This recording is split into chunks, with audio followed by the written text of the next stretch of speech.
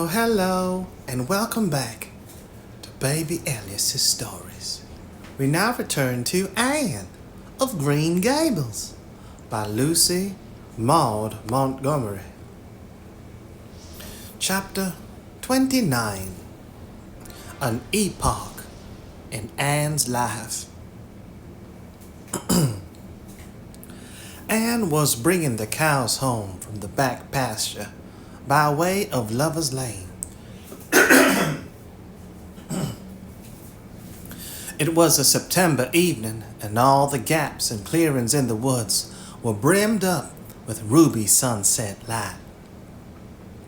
Here and there the lane was splashed with it, but for the most part it was already quite shadowy beneath the maples, and the spaces under the firs were filled with a clear violet dusk like airy wine.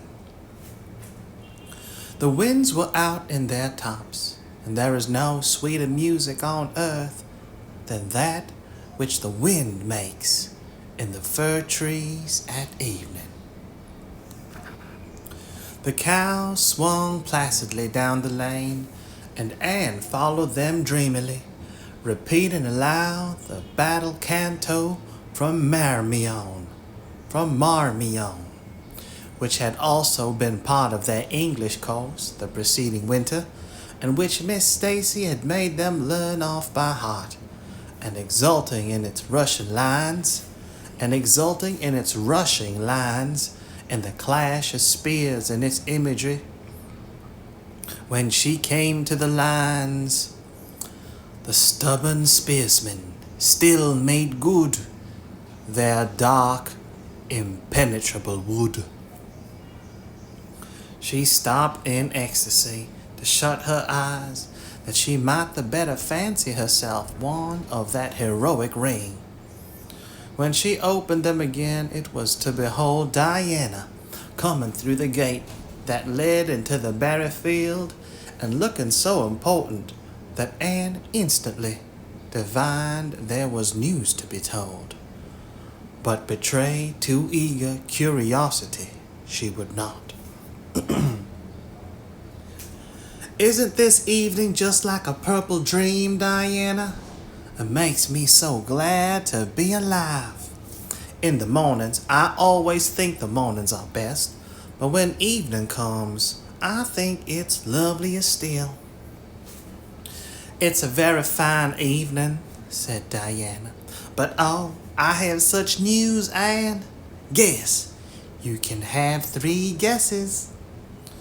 Charlotte Gillis is going to be married in the church after all, and Mrs. Allen wants us to decorate it, cried Anne. No, Charlotte's beau won't agree to that, because nobody ever has been married in the church yet, and he thinks it would seem too much like a funeral.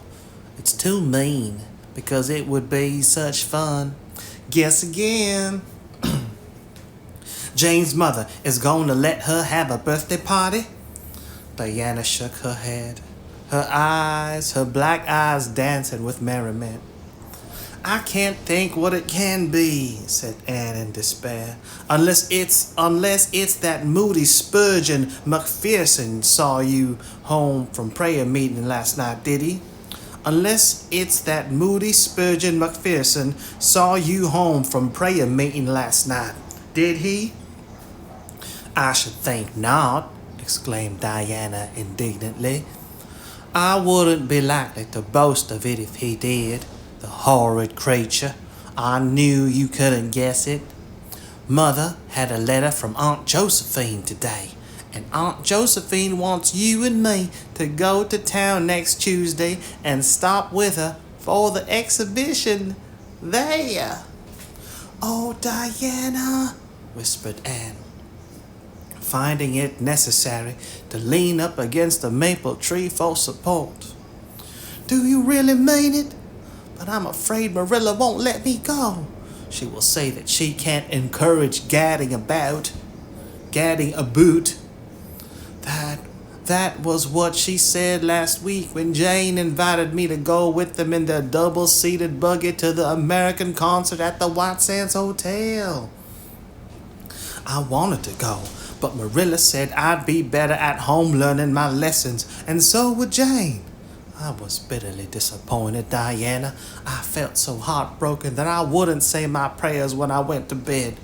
But I repented of that and got up in the middle of the night and said them. I'll tell you, said Diana. We'll get Mother to ask Marilla. She'll be more likely to let you go then, and if she does, we'll have the time of our lives, Anne. I've never been to an exhibition, and it's so aggravating to hear the other girls talking about their trips. Jane and Ruby have been twice, and they're going this year again. I'm not going to think about it at all until I know whether I can go or not, said Anne resolutely. If I did, and then was disappointed, it would be more than I could bear. But in case I do go, I'm very glad my new coat will be ready by that time. Marilla didn't think I needed a new coat. She said my old one would do very well for another winter, and that I ought to be satisfied with having a new dress. The dress is very pretty, Diana, navy blue and made so fashionably. Marilla always makes my dresses fashionably now, because she says she doesn't intend to have Matthew going to Mrs. Lynde to make them. I'm so glad. It is ever so much easier to be good if your clothes are fashionable. At least it's easier for me.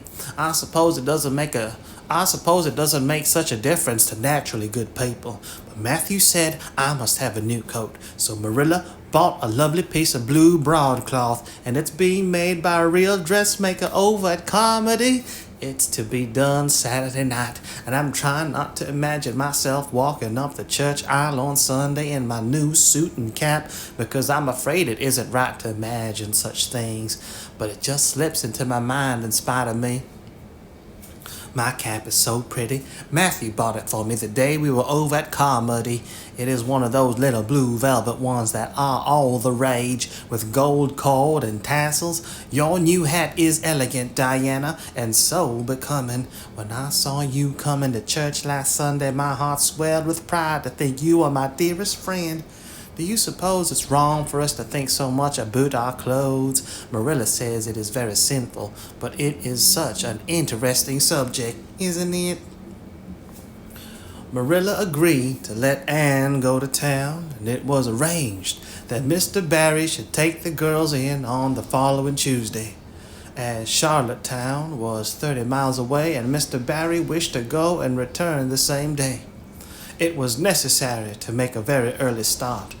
But Anne counted it all joy and was up before sunrise on Tuesday morning. A glance from her window assured her that the day would be fine, for the eastern sky behind the firs of the haunted wood was all silvery and cloudless. Through the gap in the trees, a light was shining in the western gable of Orchard Slope, a token that Diana was also up. Anne was dressed by the time Matthew had the fire on and had the breakfast ready when Marilla came down, but for her own part was much too excited to eat. After breakfast, the jaunty new cap and jacket were donned, and Anne hastened over the brook and up through the firs to Orchard Slope. Mr. Barry and Diana were waiting for her, and they were soon on the road. It was a long drive, but Anne and Diana enjoyed every minute of it. It was delightful to rattle along over the moist roads in the early red sunlight that was creeping across the shorn harvest fields. The air was fresh and crisp, and little smoke blue mists curled through the valleys and floated off from the hills. Sometimes the road went through woods where maples were beginning to hang out scarlet banners. Sometimes it crossed rivers on bridges that made Anne's flesh cringe with the old, half-delightful fear. Sometimes it wound along a harbor shore and passed by a little cluster of weather-gray fishing huts. Again it mounted to hills whence a far sweep of curving upland or misty blue sky could be seen.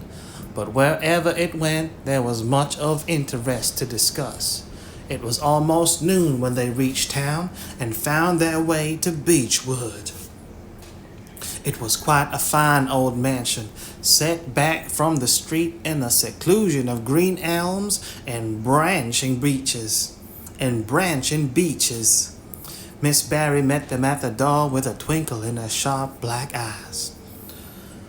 "So you've come to see me at last, you Anne girl," she said. "Mercy, child, how you have grown! You're taller than I am, I declare. And you're ever so much better looking than you used to be, too. But I dare say you know that without being told." "Indeed I didn't," said Anne radiantly. "I know I'm not so freckled as I used to be, but I've much to be thankful for. But I really hadn't dared to hope there was any other improvement. I'm so glad you think there is, Miss Barry." Miss Barry's house was furnished with great magnificence, as Anne told Marilla afterward. The two little country girls were rather abashed by the splendor of the parlor where Miss Barry left them when she went to see a boot dinner. "Isn't it just like a palace?" whispered Diana. "I never was in Aunt Josephine's house before, and I'd no idea it was so grand. I just wish Julia Bell could see this. She puts on such airs about her mother's parlor." "Velvet carpet," sighed Anne luxuriously, "and silk curtains. I've dreamed of such things, Diana, but do you know I don't believe I feel very comfortable with them after all. There are so many things in this room, and all so splendid that there is no scope for imagination. That is one consolation when you are poor. There are so many more things you can imagine about." Their sojourn in town was something that Anne and Diana dated from for years. From first to last, it was crowded with delights.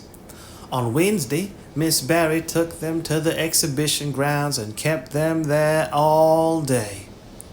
"It was splendid," Anne related to Marilla later on. "I never imagined anything so interesting. I don't really know which department was the most interesting. I think I liked the horses and the flowers and the fancy work best. Josie Pye took first prize for knitted lace. I was real glad she did, and I was glad that I felt glad. For it shows I'm improving, don't you think, Marilla, when I can rejoice in Josie's success? Mr. Harmon Andrews took second prize for Gravenstein's apples, and Mr. Bell took first prize for a pig. Diana said she thought it was ridiculous for a Sunday school superintendent to take a prize in pigs, but I don't see why. Do you? She said she would always think of it after this when he was praying so solemnly. Clara Louise McPherson took a prize for painting, and Mrs. Lynde got first prize for homemade butter and cheese. So Avonlea was pretty well represented, wasn't it? Mrs. Lynde was there that day, and I never knew how much I really liked her until I saw her familiar face among all those strangers. There were thousands of people there, Marilla. It made me feel dreadfully insignificant, and Miss Barry took us up to the grandstand to see the horse races. Mrs. Lynde wouldn't go. She said horse racing was an abomination, and she, being a church member, thought it her bounden duty to set a good example by staying away. But there were so many there I don't believe Mrs. Lynde's absence would ever be noticed. I don't think, though, that I ought to go very often to horse races because they are awfully fascinating. Diana got so excited that she offered to bet me 10 cents that the red horse would win. I didn't believe he would, but I refused to bet because I wanted to tell Mrs. Allen all about everything, and I felt sure it wouldn't do to tell her that. It's always wrong to do anything you can't tell the minister's wife. It's as good as an extra conscience to have a minister's wife for your friend. And I was very glad I didn't bet because the red horse did win, and I would have lost 10 cents. So you see, that virtue was its own reward. We saw a man go up in a balloon. I'd love to go up in a balloon, Marilla. It would be simply thrilling. And we saw a man selling fortunes. You paid him 10 cents and a little bird picked out your fortune for you. Miss Barry gave Diana and me 10 cents each to have our fortunes told. Mine was that I would marry a dark-complected man who was very wealthy, and I would go across water to live. I looked carefully at all the dark men I saw after that, but I didn't care much for any of them. And anyhow, I suppose it's too early to be looking out for him yet. Oh, it was a never-to-be-forgotten day, Marilla. I was so tired I couldn't sleep at night. Miss Barry put us in the spare room, according to promise. It was an elegant room, Marilla, but somehow sleeping in a spare room isn't what I used to think it was. That's the worst of growing up, and I'm beginning to realize it. Things you wanted so much when you were a child don't seem half so wonderful to you when you get them. Thursday, the girls had a drive in the park, and in the evening, Miss Barry took them to a concert in the Academy of Music, where a noted prima donna was to sing. To Anne, the evening was a glittering version of delight. Oh, Marilla, it was beyond description. I was so excited I couldn't even talk, so you may know what it was like. I just sat in enraptured silence. Madame Selitsky was perfectly beautiful and wore white satin and diamonds, but when she began to sing, I never thought about anything else. Oh, I can tell you how I felt, but it seemed to me that it could never be hard to be good anymore. I felt like I do when I look up at the stars. Tears came into my eyes, but oh, they were such happy tears. I was so sorry when it was all over, and I told Miss Barry I didn't see how I was ever to return to common life again. She said she thought if we went over to the restaurant across the street and had an ice cream, it might help me. That sounded so prosaic, but to my surprise I found it true. The ice cream was delicious, Marilla, and it was so lovely and dissipated to be sitting there eating at 11 o'clock at night. Diana said she believed she was born for the city life. Miss Barry asked me what my opinion was, but I said I would have to think it over very seriously before I could tell her what I really thought, so I thought it over after I went to bed. That is the best time to think things out. And I came to the conclusion, Marilla, that I wasn't born for city life, and that I was glad of it. It's nice to be eating ice cream at brilliant restaurants at 11 o'clock at night once in a while, but as a regular thing, I'd rather be in the East Gable at 11, sound asleep, but kinda knowing even in my sleep that the stars were shining outside and that the wind was blowing in the firs across the brook. I told Miss Barry so at breakfast the next morning, and she laughed. Miss Barry generally laughed at anything I said, even when I said the most solemn things. I don't think I liked it, Marilla, because I wasn't trying to be funny, but she is a most hospitable lady and treated us royally. Friday brought going home time, and Mr. Barry drove in for the girls. Well, I hope you've enjoyed yourselves, said Miss Barry as she bade them goodbye. Indeed we have, said Diana. And you, Anne girl? I've enjoyed every minute of the time, said Anne, throwing her arms impulsively about the old woman's neck and kissing her wrinkled cheek. Diana would never have dared to do such a thing, and felt rather aghast at Anne's freedom. But Miss Barry was pleased, and she stood on her veranda and watched the buggy out of sight. Then she went back into her big house with a sigh. It seemed very lonely, lacking those fresh young lives. Miss Barry was a rather selfish old lady, if the truth must be told, and had never cared much for anybody but herself. She valued people only as they were of service to her or amused her. Anne had amused her, and consequently stood high in the old lady's good graces. But Miss Barry found herself thinking less about Anne's quaint speeches than of her fresh enthusiasms, her transparent emotions, her little winning ways, and the sweetest of her eyes and lips. I thought Marilla Cuthbert was an old fool when I heard she'd adopted a girl out of an orphan asylum, she said to herself. But I guess she didn't make much of a mistake after all. If I'd a child like Anne in the house all the time, I'd be a better and happier woman. Anne and Diana found the drive home as pleasant as the drive in. Pleasanter indeed, since there was the delightful consciousness of home waiting at the end of it. It was sunset when they passed through White Sands and turned into the shore road. Beyond, the Avonlea hills came out darkly against the saffron sky. Behind them, the moon was rising out of the sea that grew all radiant and transfigured in her light. Every little cove along the curving road was a marvel of dancing ripples.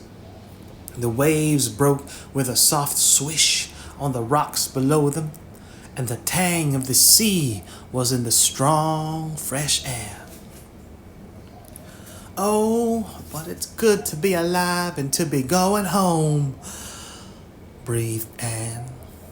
When she crossed the log bridge over the brook, the kitchen light of Green Gables winked her a friendly welcome back, and through the open door shone the hearth fire, sending out its warm red glow athwart the chilly autumn night. Anne ran blithely up the hill and into the kitchen, where a hot supper was waiting on the table. "So you've got back?" said Marilla, folding up her knitting. "Yes, and oh, it's so good to be back," said Anne joyously. "I could kiss everything, even to the clock. Marilla, a broiled chicken? You don't mean to say you cooked that for me?" "Yes, I did," said Marilla. "I thought you'd be hungry after such a drive and need something real appetizing. Hurry and take off your things, and we'll have supper as soon as Matthew comes in. I'm glad you've got back, I must say. It's been fearful lonesome here without you, and I never put in 4 longer days." After supper, Anne sat before the fire between Matthew and Marilla, and gave them a full account of her visit. "I've had a splendid time," she concluded happily, "and I feel that it marks an epoch in my life. But the best of it all was the coming home." Chapter 30. The Queen's Class is Organized. Marilla laid her knitting on her lap and leaned back in her chair. Her eyes were tired, and she thought vaguely that she must see about having her glasses changed the next time she went to town, for her eyes had grown tired very often of late. It was nearly dark, for the full November twilight had fallen around Green Gables, and the only light in the kitchen came from the dancing red flames in the stove. Anne was curled up Turk fashion on the hearth rug, gazing into that joyous glow where the sunshine of 100 summers was being distilled from the maple cord wood. She had been reading, but her book had slipped to the floor, and now she was dreaming, with a smile on her parted lips. Glittering castles in Spain were shaping themselves out of the mists and rainbows of her lively fancy. Adventures, wonderful and enthralling, were happening to her in Cloudland. Adventures that always turned out triumphantly and never involved her in scrapes like those of actual life. Marilla looked at her with a tenderness that would never have been suffered to reveal itself in any clearer light than that soft mingling of fireshine and shadow. The lesson of a love that should display itself easily in spoken word and open look was one Marilla could never learn. But she had learned to love this slim, gray-eyed girl with an affection all the deeper and stronger from its very undemonstrativeness. Her love made her afraid of being unduly indolent. Her love made her afraid of being unduly indulgent indeed. She had an uneasy feeling that it was rather sinful to set one's heart so intensely on any human creature as she had set hers on Anne. And perhaps she performed a sort of unconscious penance for this by being stricter and more critical than if the girl had been less dear to her. Certainly Anne herself had no idea how Marilla loved her. She sometimes thought wistfully that Marilla was very hard to please and distinctly lacking in sympathy and understanding. But she always checked the thought reproachfully, remembering what she owed to Marilla. "Anne," said Marilla abruptly, "Miss Stacy was here this afternoon when you were out with Diana." Anne came back from her other world with a start and a sigh. "Oh, was she? Oh, I'm sorry I wasn't in. Why didn't you call me, Marilla? Diana and I were only over in the haunted wood. It's lovely in the woods now. All the little wood things, the ferns and the satin leaves and the crackerberries have gone to sleep, just as if somebody had tucked them away until spring under a blanket of leaves. I think it was a little gray fairy with a rainbow scarf that came tiptoeing along the last moonlight night, and did it. Diana wouldn't say much about that, though. Diana has never forgotten the scolding her mother gave her about imagining ghosts into the haunted wood. It had a very bad effect on Diana's imagination. It blighted it. Mrs. Lynde says Myrtle Bell is a blighted being.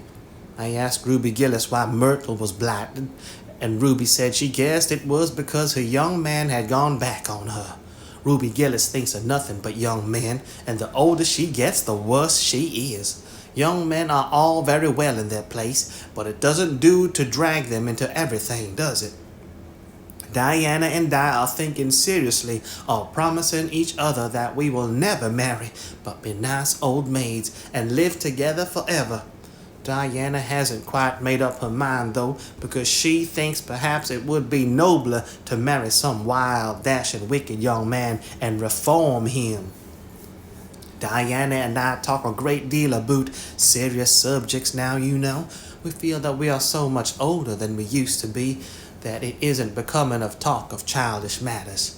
It's such a solemn thing to be almost 14, Marilla. Miss Stacy took all us girls who are in our teens down to the Brook last Wednesday and talked to us about it. She said we couldn't be too careful what habits we formed and what ideals we acquired in our teens, because by the time we were 20, our characters would be developed and the foundation laid for our whole future life. And she said if the foundation was shaky, we could never build anything really worthwhile on it. Diana and I talked the matter over coming home from school. We felt extremely solemn, Marilla, and we decided that we would try to be very careful indeed and form respectable habits and learn all we could and be as sensible as possible so that by the time we were 20, our characters would be properly developed. It's perfectly appalling to think of being 20, Marilla. It sounds so fearfully old and grown up. But why was Miss Stacy here this afternoon? That is what I want to tell you, Anne, if you'll ever give me a chance to get a word in edgewise. She was talking about you. About me? Anne looked rather scared. Then she flushed and exclaimed, "Oh, I know what she was saying. I meant to tell you, Marilla. Honestly, I did, but I forgot. Miss Stacy caught me reading Ben-Hur in school yesterday afternoon when I should have been studying my Canadian history. Jane Andrews lent it to me. I was reading it at dinner hour, and I had just got to the chariot race when school went in. I was simply wild to know how it turned out, although it felt sure Ben-Hur must win, because it wouldn't be poetical justice if he didn't. So I spread the history open on my desk lid and then tucked Ben-Hur between the desk and my knee. I just looked as if I was studying Canadian history, while all the while I was reveling in Ben-Hur. I was so interested in it that I never noticed Miss Stacy coming down the aisle until all at once I just looked up and there she was looking down at me so reproachful like. Can't tell you how ashamed I felt, Marilla, especially when I heard Josie Pye giggling. Miss Stacy took Ben-Hur away, but she never said a word then. She kept me in at recess and talked to me. She said I had done very wrong in two respects. First, I was wasting the time I ought to have put on my studies, and secondly, I was deceiving my teacher in trying to make it appear I was reading a history when it was a storybook instead. I had never realized until that moment, Marilla, that what I was doing was deceitful. I was shocked. I cried bitterly and asked Miss Stacy to forgive me, and I'd never do such a thing again, and I offered to do penance by never so much as looking at Ben-Hur for a whole week, not even to see how the chariot race turned out. But Miss Stacy said she wouldn't require that, and she forgave me freely, so I think it wasn't very kind of her to come up here to you about it after all. Miss Stacy never mentioned such a thing to me, Anne, and it's only your guilty conscience that's the matter with you. You have no business to be taking storybooks to school. You read too many novels anyhow. When I was a girl, I wasn't so much as allowed to look at a novel. Oh, how can you call Ben-Hur a novel when it's really such a religious book? Protested Anne. Of course, it's a little too exciting to be proper reading for Sunday, and I only read it on weekdays, and I never read any book now unless either Miss Stacy or Mrs. Allen thinks it is a proper book for a girl 13 3/4 to read. Miss Stacy made me promise that.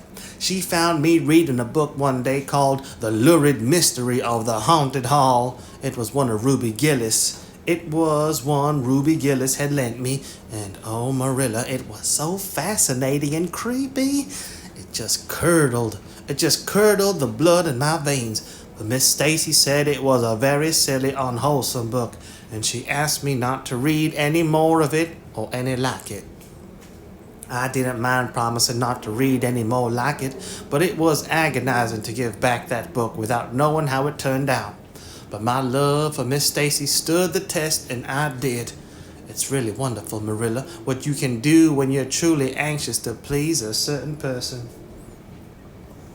Well, I guess I'll light the lamp and get to work, said Marilla. I see plainly that you don't want to hear what Miss Stacy had to say. You're more interested in the sound of your own tongue than in anything else.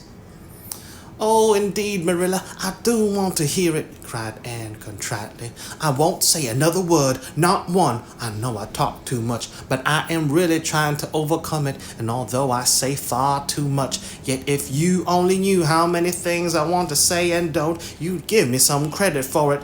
Please tell me, Marilla.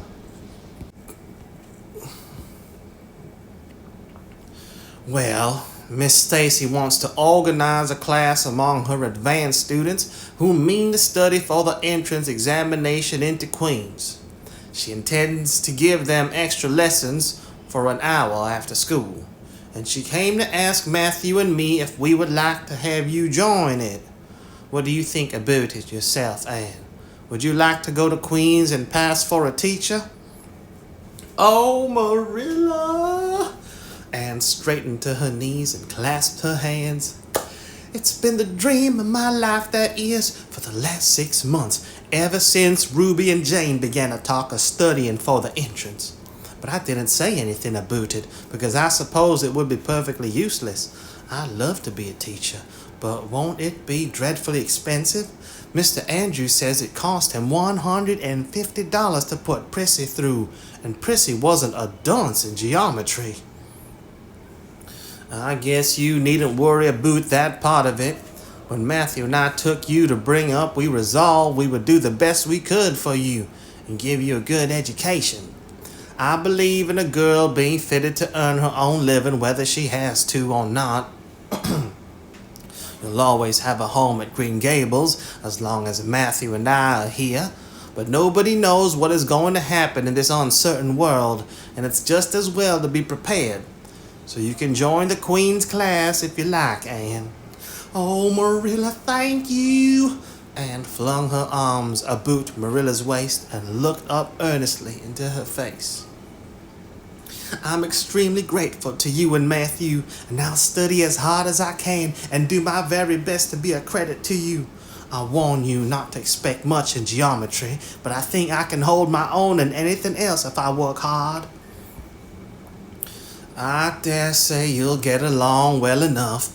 Miss Stacy says you are bright and diligent."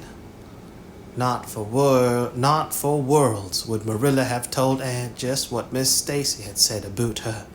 That would have been to pamper vanity.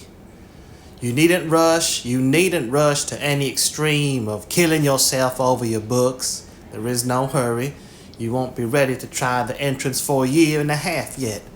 But it's well to begin in time and be thoroughly grounded, Miss Stacy says.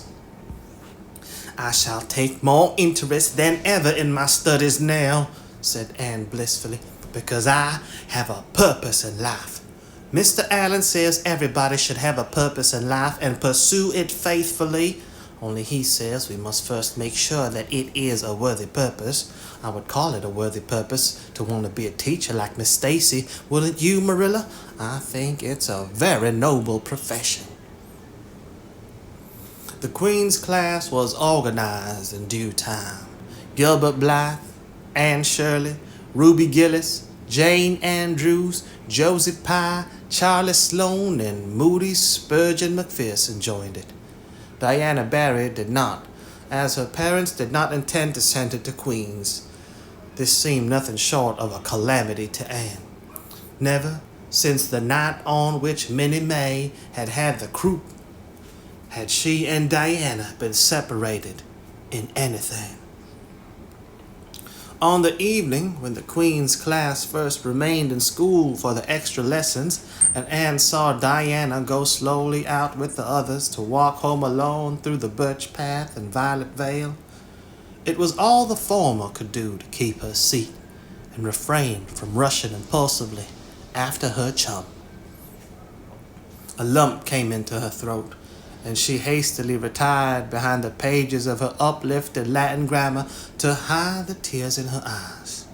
Not for worlds would Anne have had Gilbert Blythe or Josie Pye see those tears. "But oh, Marilla, I really felt that I had tasted the bitterness of death, as Mr. Allen said in his sermon last Sunday, when I saw Diana go out alone," she said mournfully that night. "I thought how splendid it would have been if Diana had only been going to study for the entrance too. But we can't have things perfect in this imperfect world, as Mrs. Lynde says. Mrs. Lynde isn't exactly a comforting person sometimes. But there's no doubt she says a great many very true things. And I think the Queen's class is going to be extremely interesting. Jane and Ruby are just going to study to be teachers. That is the height of their ambition. Ruby says she will only teach for 2 years after she gets through, and then she intends to be married. Jane says she will devote her whole life to teaching and never marry, because you are paid a salary for teaching, but a husband won't pay you anything, and growls if you ask for a share in the egg and butter money. I expect Jane speaks from mournful experience, for Mrs. Lynde says that her father is a perfect old crank and meaner than second skimmings. Josie Pye says she is just going to college for education's sake, because she won't have to earn her own living. She says, of course, it is different with orphans who are living on charity. They have to hustle. Moody Spurgeon is going to be a minister. Mrs. Lynde says he couldn't be anything else with a name like that to live up to. I hope it isn't wicked of me, Marilla, but really the thought of Moody Spurgeon being a minister makes me laugh. He's such a funny-looking boy with that big fat face and his little blue eyes and his ears sticking out like flaps, but perhaps he will be more intellectual-looking when he grows up. Charlie Sloane says he's going to go into politics and be a member of Parliament, but Mrs. Lynn says he'll never succeed at that because the Sloanes are all honest people and it's only rascals that get on in politics nowadays. "What is Gilbert Blythe going to be?" queried Marilla, seeing that Anne was opening her Caesar. I don't happen to know what Gilbert Blythe's ambition in life is. If he has any," said Anne scornfully. There was open rivalry between Gilbert and Anne now. Previously, the rivalry had been rather one-sided, but there was no longer any doubt that Gilbert was as determined to be first in class as Anne was. He was a foeman, worthy of her steel. The other members of the class tacitly. Oh my gosh. Tacitly, in a way that is understood or implied without being directly stated. Tacitly. He was a foeman worthy of her steel. The other members of the class tacitly acknowledged their superiority and never dreamed of trying to compete with them. Since the day by the pond, when she had refused to listen to his plea for forgiveness, Gilbert, save for the aforesaid determined rivalry, had evinced no recognition whatever of the existence of Anne Shirley. He talked and jested with the other girls, exchanged books and puzzles with them, discussed lessons and plans, sometimes walked home with one or the other of them from prayer meeting or debating club. But Anne Shirley he simply ignored, and Anne found out that it is not pleasant to be ignored. It was in vain that she told herself, with a toss of her head, that she did not care. Deep down in her wayward, feminine little heart, she knew that she did care, and that if she had that chance of the lake of shining waters again, she would answer very differently. All at once, as it seemed, and to her secret dismay, she found that the old resentment she had cherished against him was gone. Gone just when she most needed its sustaining power. It was in vain that she recalled every incident and emotion of that memorable occasion, and tried to feel the old satisfying anger. That day by the pond had witnessed its last spasmodic flicker. Anne realized that she had forgiven and forgotten without knowing it, but it was too late. And at least neither Gilbert nor anybody else, not even Diana, should ever suspect how sorry she was, and how much she wished she hadn't been so proud and horrid.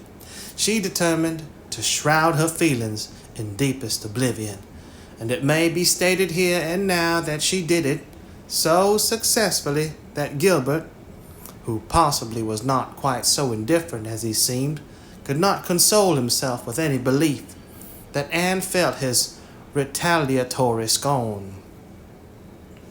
The only poor comfort he had was that she snubbed Charlie Sloane unmercifully, continually, and undeservedly. Otherwise, the winter passed away in a round of pleasant duties and studies.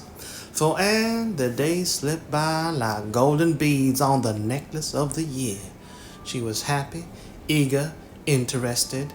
There were lessons to be learned and honor to be won, delightful books to read, new pieces to be practiced for the Sunday school choir, pleasant Saturday afternoons at the manse with Mrs. Allen, and then almost before Anne realized it, spring had come again to Green Gables, and all the world was abloom once more.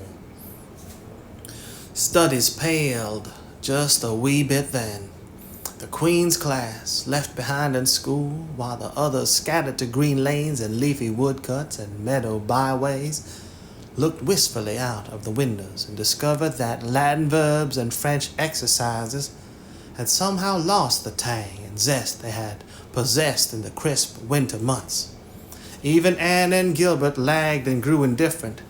Teacher and taught were alike glad when the term was ended, and the glad vacation days stretched rosily between them. "But you've done good work this past year," Miss Stacy told them on the last evening, "and you deserve a good, jolly vacation. Have the best time you can in the out-of-door world and lay in a good stock of health and vitality and ambition to carry you through next year. It will be the tug of war, you know, the last year before the entrance." "Are you going to be back next year, Miss Stacy?" asked Josie Pye. Josie Pye never scrupled to ask questions. In this instance, the rest of the class felt grateful to her. None of them would have dared to ask it of Miss Stacy, but all wanted to, for there had been alarming rumors running at large through the school for some time that Miss Stacy was not coming back the next year, that she had been offered a position in the grade school of her own home district and meant to accept.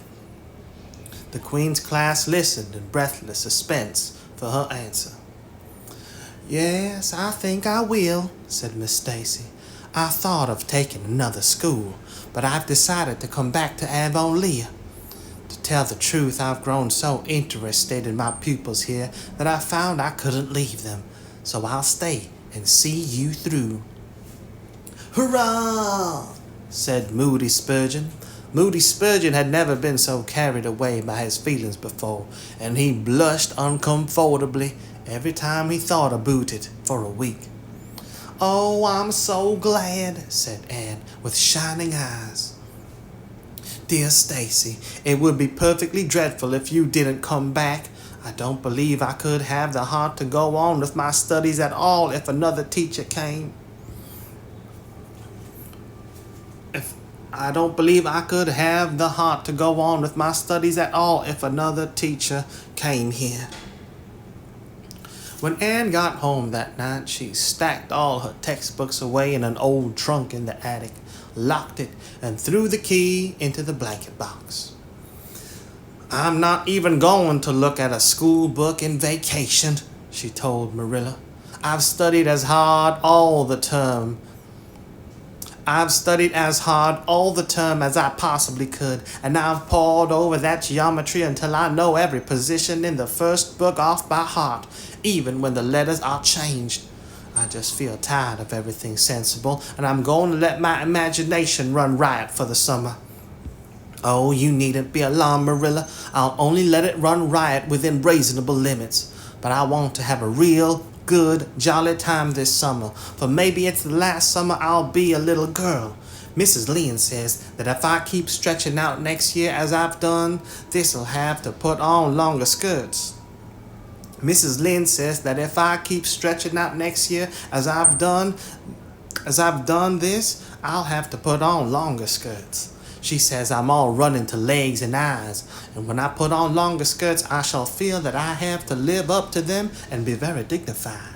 It won't even do to believe in fairies then, I'm afraid, so I'm going to believe in them with all my whole heart this summer. I think we're going to have a very gay vacation.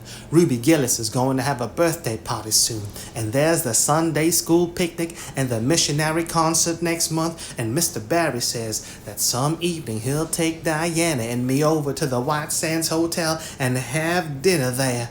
They have dinner there in the evening, you know. Jane Andrews was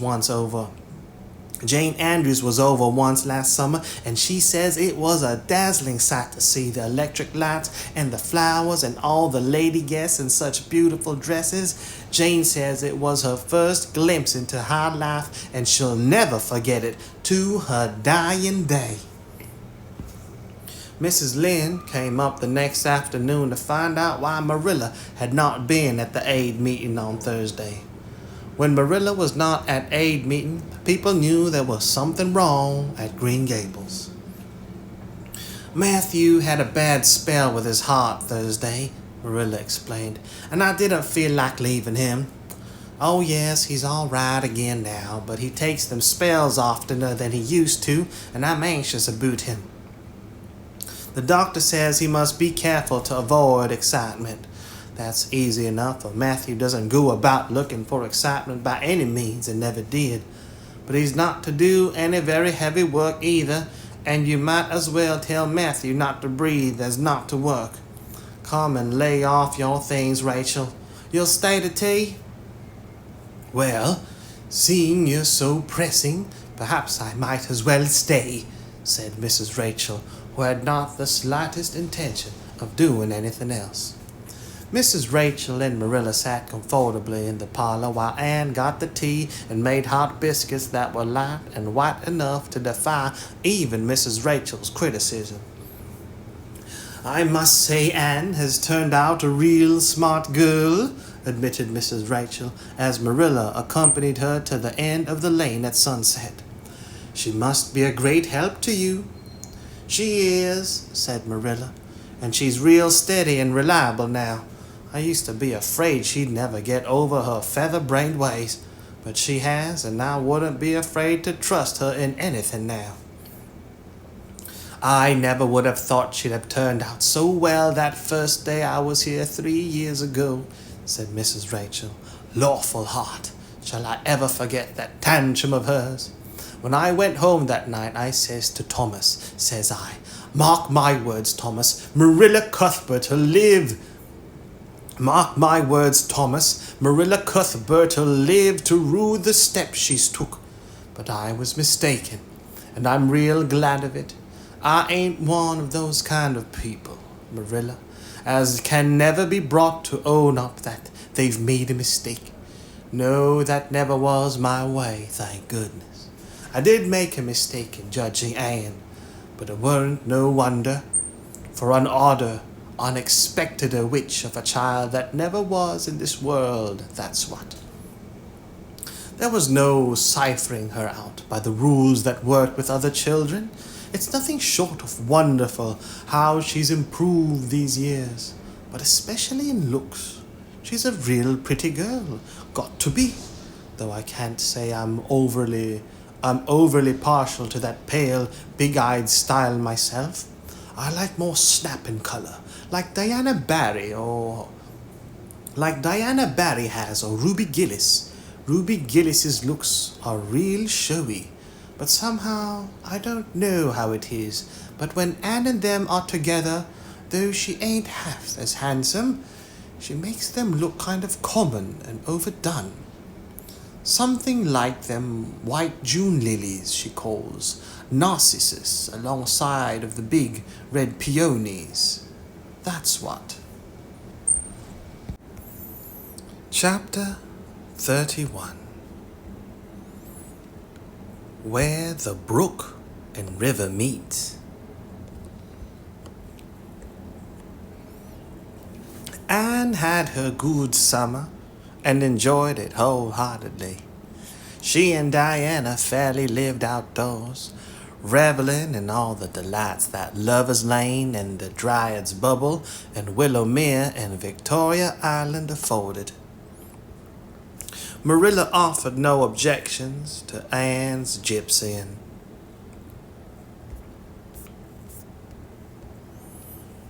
The Spencervale doctor, who had come the night Minnie May had the croup, met Anne at the house of a patient one afternoon early in vacation, looked her over sharply, screwed up his mouth, shook his head, and sent a message to Marilla Cuthbert by another person.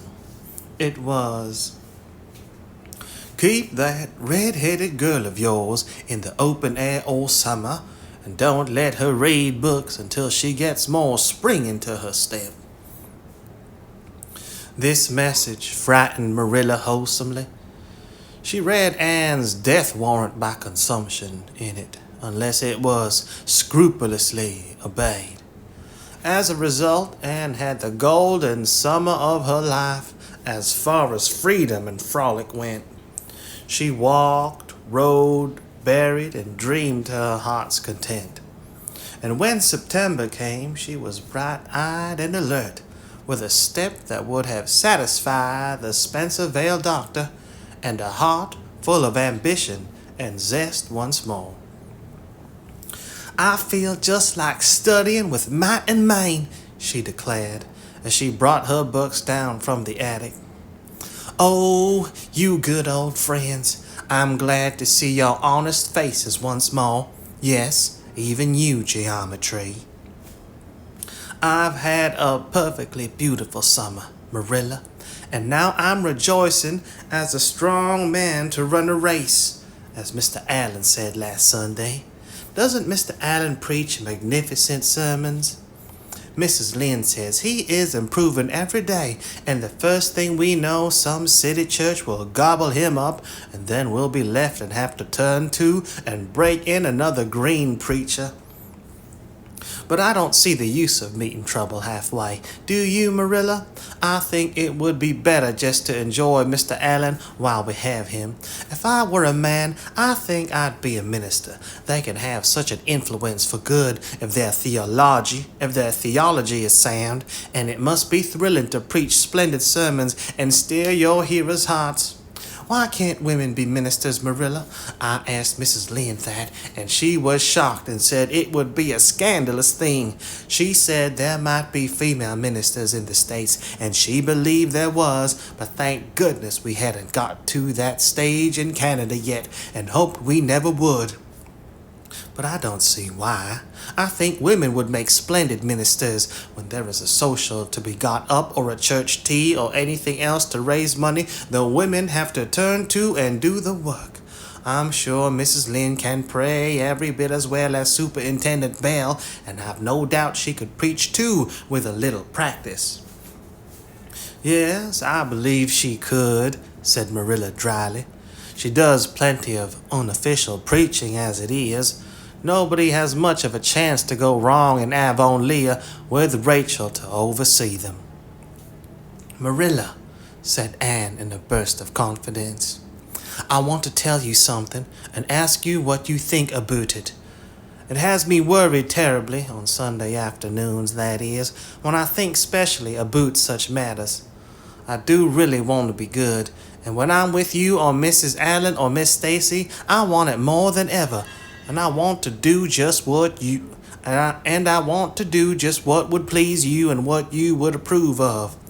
But mostly, when I'm with Mrs. Lynde, I feel desperately wicked, and as if I wanted to go and do the very thing she tells me I oughtn't to do. I feel irresistibly tempted to do it. Now, what do you think is the reason I feel like that? Do you think it's because I'm really bad and unregenerate? Because I'm really bad and unregenerate.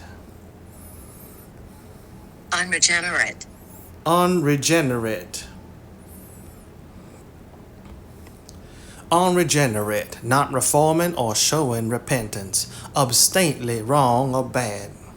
Obstinately wrong or bad. Do you think it's because I'm really bad and unregenerate? Marilla looked dubious for a moment. Then she laughed. If you are, I guess I am too, Anne, for Rachel often has that very effect on me. I sometimes think she'd have more of an influence for good, as you say yourself, if she didn't keep nagging people to do right. There should have been a special commandment against nagging, but there, I shouldn't talk so. Rachel is a good Christian woman, and she means well. There isn't a kinder soul in Avonlea, and she never shirks her share of work. I'm very glad you feel the same, said Anne decidedly. It's so encouraging. I shan't worry so much over that after this, but I dare say there'll be other things to worry me. They keep coming up new all the time, things to perplex you, you know. You settle one question, and there's another right after. There are so many things to be thought over and decided when you're beginning to grow up. It keeps me busy all the time, thinking them over and deciding what is right. It's a serious thing to grow up, isn't it, Marilla? But when I have such good friends as you and Matthew and Mrs. Allen and Miss Stacy, I ought to grow up successfully, and I'm sure it will be my own fault if I don't. I feel it's a great responsibility because I have only the one chance. If I don't grow up right, I can't go back and begin over again. I've grown 2 inches this summer, Marilla. Mr. Gillis measured me at Ruby's party. I'm so glad you made my new dresses longer. The dark green one is so pretty, and it was sweet of you to put on the flounce. Of course, I know it wasn't really necessary, but flounces are so stylish this fall. And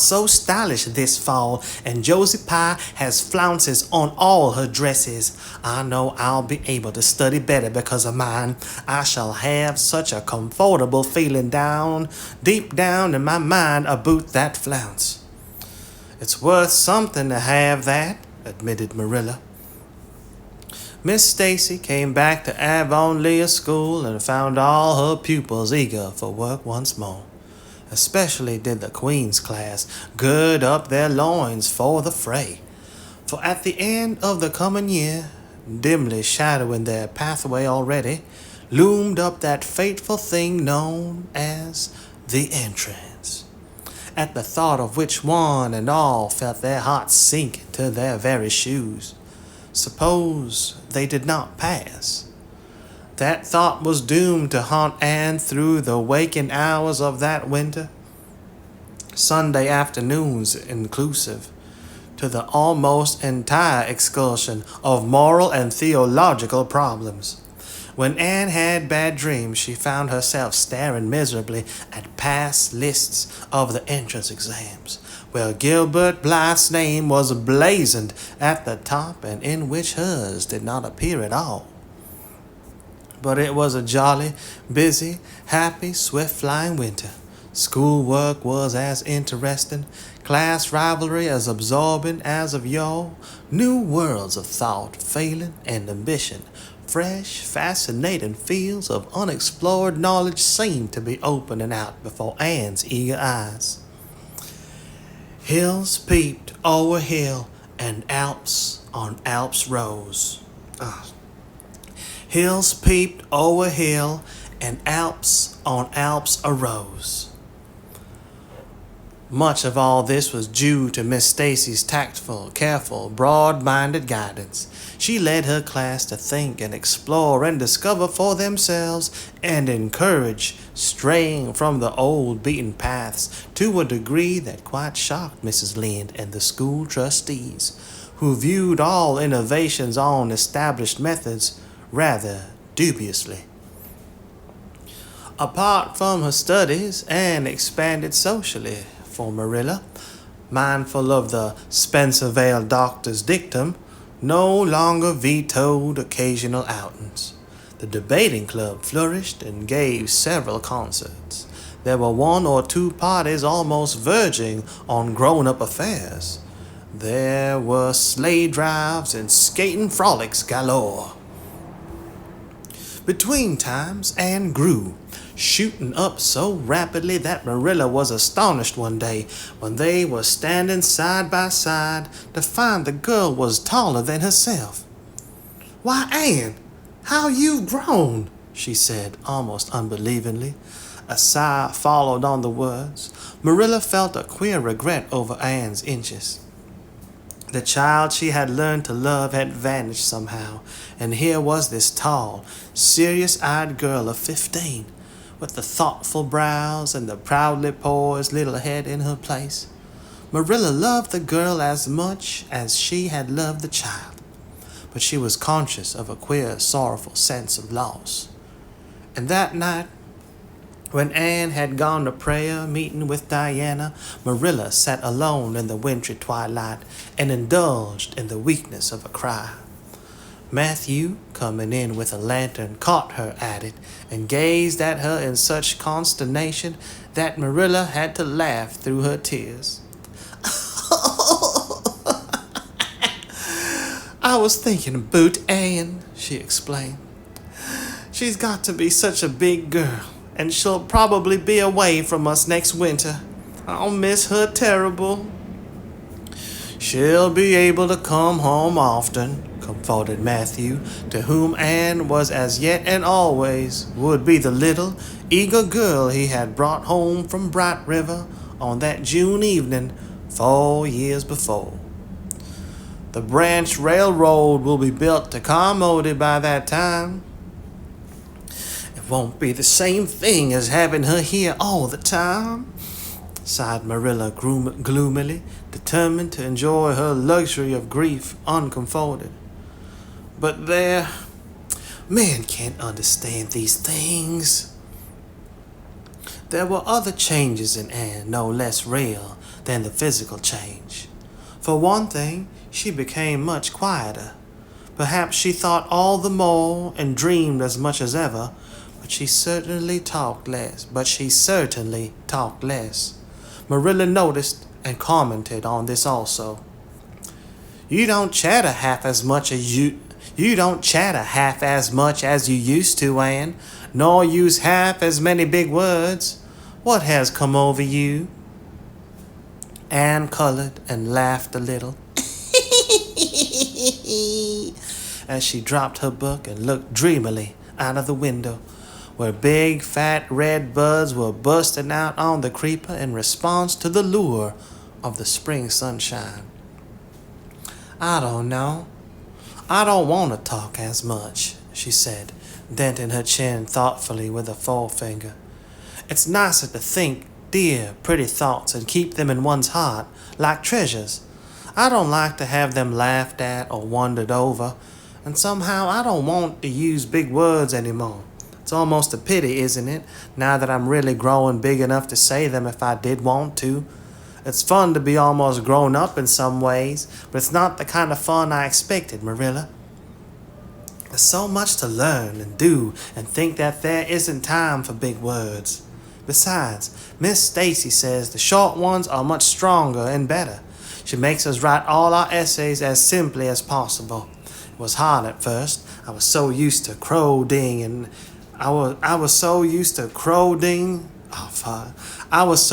crowding in all the fine big words I could think of, and I thought of any number of them.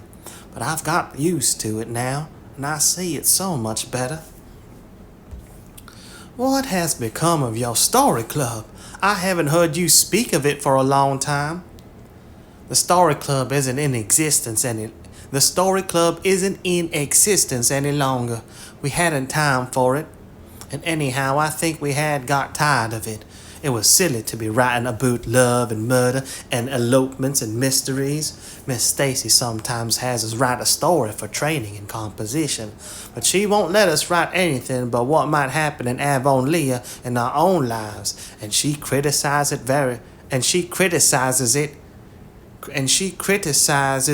very sharply and makes us criticize our own too. I never thought my compositions had so many faults until I began to look for them myself. I felt so ashamed I wanted to give up altogether, but Miss Stacy said I could learn to write well if I only trained myself to be my own severest critic, and so I am trying to. You've only 2 more months before the entrance, said Marilla. Do you think you'll be able to get through? Anne shivered. I don't know. Sometimes I think I'll be all right, and then I get horribly afraid.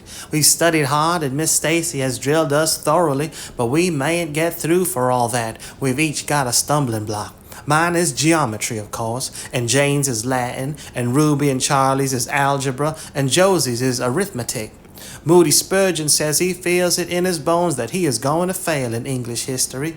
Miss Stacy is going to give us examinations in June just as hard as we'll have at the entrance, and mark us just as strictly, so we'll have some idea. I wish it was all over, Marilla. It haunts me. Sometimes I wake up in the night and wonder what I'll do if I don't pass. Why, go to school next year and try again, said Marilla unconcernedly. Oh, I don't believe I'd have the heart for it. It would be such a disgrace to fail, especially if the others passed. And I get so nervous in an examination that I'm likely to make a mess of it. I wish I had nerves like Jane Andrews. Nothing rattles her. Anne sighed and, dragging her eyes from the witcheries of the spring world, the beckoning day of breeze and blue, and the green things upspringing in the garden, buried herself resolutely in her book. There would be other springs, But if she did not succeed in passing the entrance, Anne felt convinced that she would never recover sufficiently to enjoy them. Chapter 32. The pass list is out. With the end of June came the close of the term and the close of Miss Stacy's rule in Avonlea School. Anne and Diana walked home that evening feeling very sober indeed. Red eyes and damp handkerchiefs bore convincing testimony to the fact that Miss Stacy's farewell words must have been quite as touching as Mr. Phillips's had been under similar circumstances 3 years before. Diana looked back at the schoolhouse from the foot of the spruce hill and sighed deeply. It does seem as if it was the end of everything, doesn't it? She said dismally. You oughtn't to feel half as badly as I do, said Anne, hunting vainly for a dry spot on her handkerchief. You'll be back again next winter, but I suppose I've left the dear old school forever. If I have good luck, that is. It won't be a bit the same. Miss Stacy won't be there, nor you, nor Jane, nor Ruby, probably. I shall have to sit all alone, for I couldn't bear to have another desk mate after you. Oh, we have had jolly times, haven't we, Anne? It's dreadful to think they're all over. 2 big tears rolled down by Diana's nose. If you would stop crying, I would, said Anne imploringly. Just as soon as I put away my hanky, I see you brimming up, and that starts me off again. And Mrs. Lynde says, if you can't be cheerful, be as cheerful as you can be. If you can't be cheerful, be as cheerful as you can. After all, I dare say I'll be back next year. This is one of the times I know I'm not going to pass. They're getting alarmingly frequent. Why, you came out splendidly in the exams Miss Stacy gave.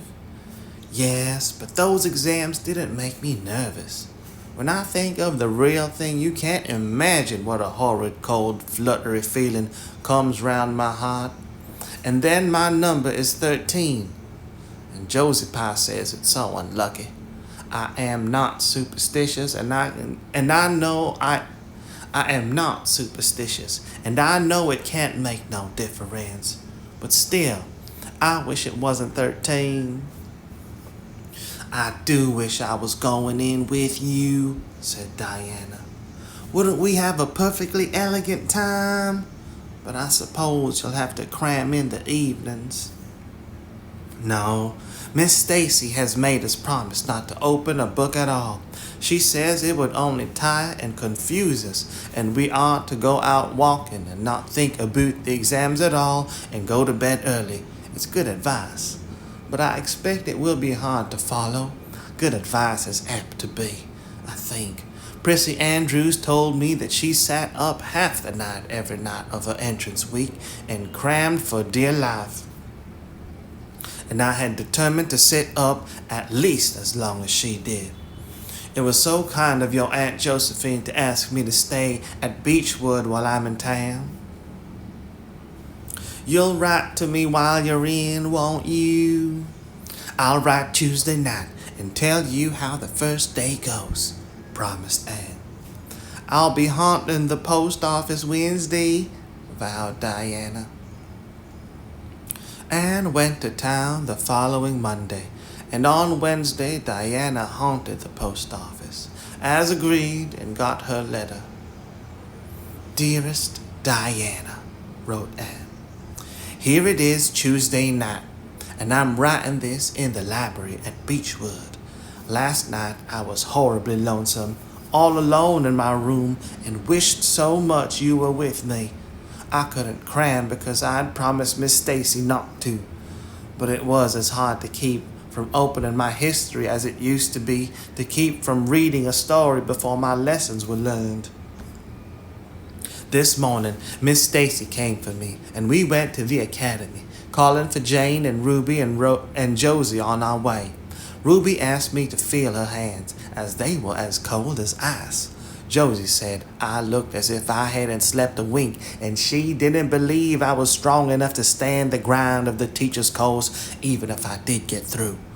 There are times and seasons, even yet, when I don't feel that I've made any great headway in learning to like Josie Pye. When we reached the academy, there were scores of students there from all over the island. The first person we saw was Moody Spurgeon, sitting on the steps and muttering away to himself. Jane asked him what on earth he was doing, and he said he was repeating the multiplication table over and over to steady his nerves, and for pity's sake not to interrupt him, because if he stopped for a moment he got frightened and forgot everything he ever knew. But the multiplication table kept all his facts firmly in their proper place.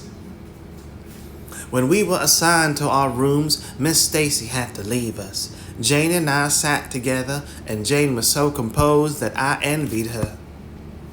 No need of multiplication table for good, steady, sensible Jane. I wondered if I looked as I felt, and if they could hear my heart thumping clear across the room. Then a man came in and began distributing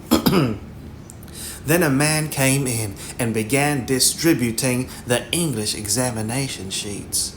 My hands grew cold then, and my head fairly whirled around as I picked it up. Just one awful moment, Diana. I felt exactly as I did 4 years ago when I asked Marilla if I might stay at Green Gables. And then everything cleared up in my mind and my heart began beating again. I forgot to say that it had stopped altogether, for I knew I could do something with that paper anyhow. At noon, we went home for dinner and then back again for history in the afternoon. The history was a pretty hard paper, and I got dreadfully mixed up in the dates. Still, I think I did fairly well today.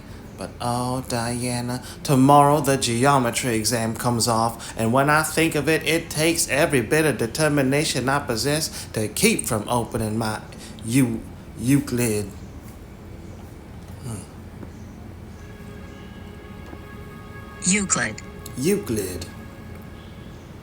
Euclid, a city in northern Ohio.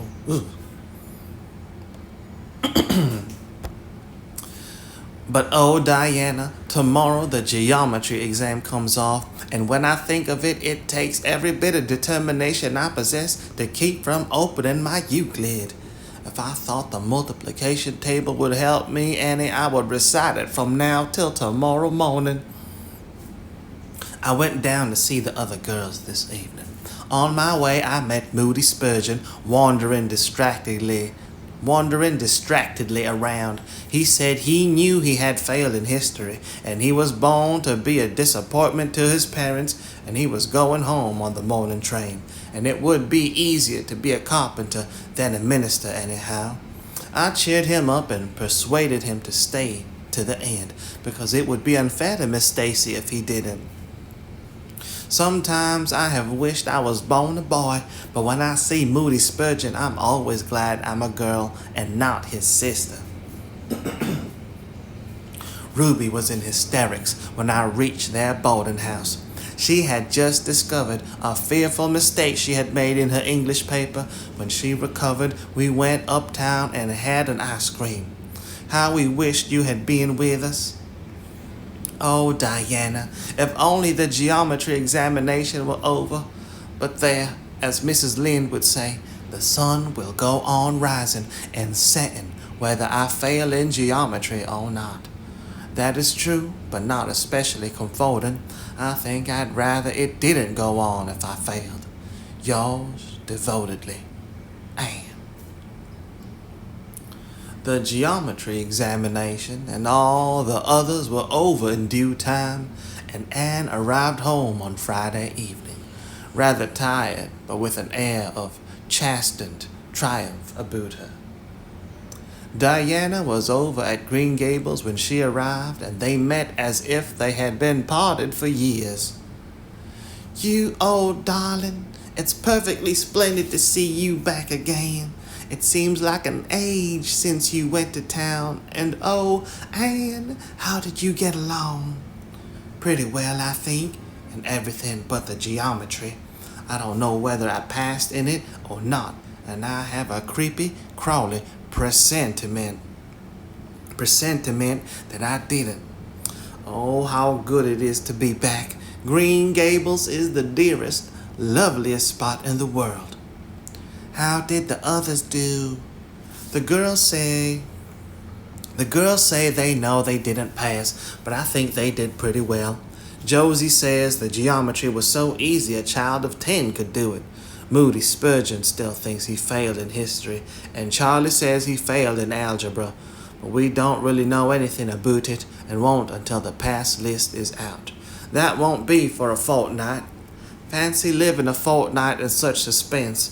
I wish I could go to sleep and never wake up until it is over.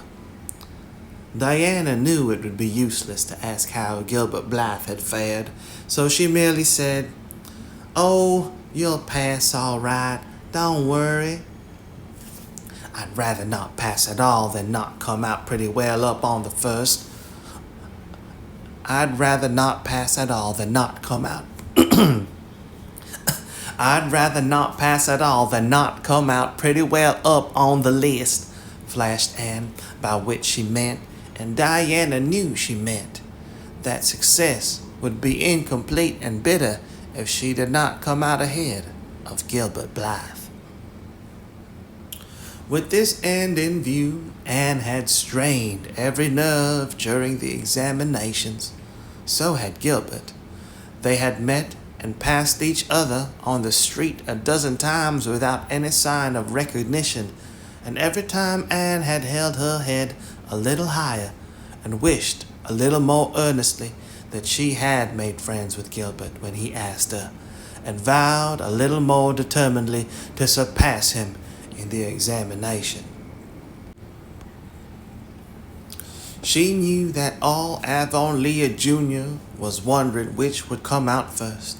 She even knew that Jimmy Glover and Ned Wright had a bet on the question, and that Josie Pye had said there was no doubt in the world that Gilbert would be first, and she felt that her humiliation would be unbearable if she failed. But she had another and nobler motive for wishing to do well. She wanted to pass high for the sake of Matthew and Marilla, especially Matthew. Matthew had declared to her his conviction that she would beat the whole island. That, Anne felt, was something it would be foolish to hope for even in the wildest dreams. But she did hope fervently that she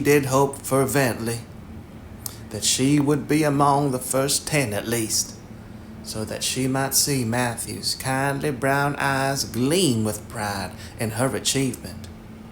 That, she felt, would be a sweet reward indeed for all her hard work and patient grubbing among unimaginative equations and conjugations.